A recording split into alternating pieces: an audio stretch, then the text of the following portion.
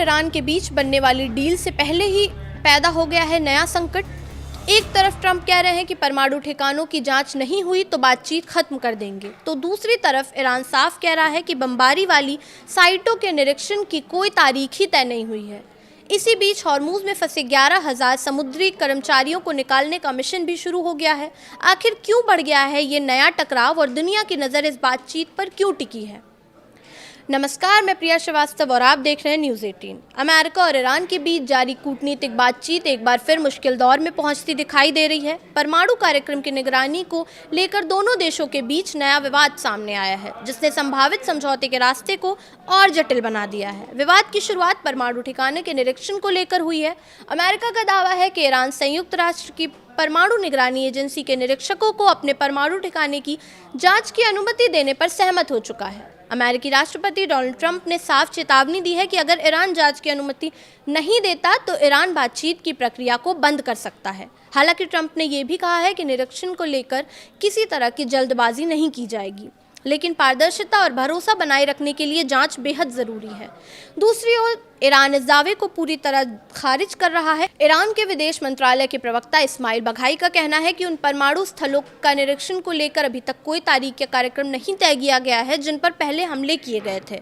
Iran का कहना है कि उसका परमाणु कार्यक्रम पूरी तरह शांतिपूर्ण उद्देश्यों के लिए है। हालांकि अंतर्राष्ट्रीय स्तर पर चिंता इस बात को लेकर बनी हुई है कि ईरान के पास उच्च स्तर पर संवर्धित यूरेनियम का बड़ा भंडार मौजूद है, जिसे सिद्धांत रूप से परमाणु हथियार बनाने की क्षमता तक ले जाया जा सकता है। यही कारण है कि अंतर्राष्ट्रीय निगरानी और पारदर्शिता इस बातचीत का सबसे संवेदनशील मुद्दा बनी हुई है। पिछले दिनों दोनों देशों के बीच एक प्रारंभिक सहमति बनी थी, जिसके तहत ईरान अपने यूरेनियम भंडार को कम करने और अमेरिका प्रतिबंधों में राहत देने की दिशा में काम करने पर तैयार हुआ। दोनों पक्षों की व्यापक और अस्थायी समझौते की दिशा में आगे बढ़ने के लिए 60 दिनों की समय सीमा दी गई थी। इस बीच क्षेत्रीय हालात भी लगातार बदल रहे हैं। दुनिया के सबसे महत्वपूर्ण समुद्री तेल मार्गों में शामिल स्ट्रेट ऑफ हॉर्मुज में तनाव के कारण फंसे करीब 11,000 क्रू मेंबर्स को सुरक्षित निकालने की प्रक्रिया शुरू कर दी गई है। ये कदम वैश्विक समुद्री व्यापार और ऊर्जा आपूर्ति के लिए काफ़ी अहम माना जा रहा है। कूटनीतिक मोर्चे पर ईरान के राष्ट्रपति मसूद ने पाकिस्तान की यात्रा कर राष्ट्रपति आसिफ अली जरदारी से मुलाकात की। इस दौरान उन्होंने स्पष्ट किया कि अमेरिका के साथ संभावित समझौते में ईरान के मिसाइल कार्यक्रम को शामिल नहीं किया गया है।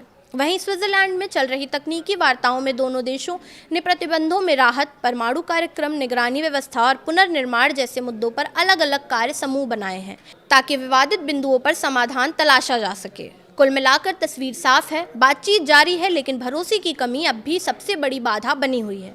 परमाणु जांच, प्रतिबंधों में राहत और क्षेत्रीय सुरक्षा जैसे मुद्दों पर सहमति बने बिना अमेरिका और ईरान के बीच किसी अंतिम समझौते पर पहुंचना आसान नहीं होगा। आने वाले कुछ हफ्ते तय करेंगे कि ये बातचीत शांति की नई राह खोलेगी या फिर एक बार फिर टकराव की तरफ बढ़ेगी। फिलहाल इस वीडियो में इतना ही। ऐसे ही और वीडियोज़ के लिए देखते रहिए न्यूज़ 18।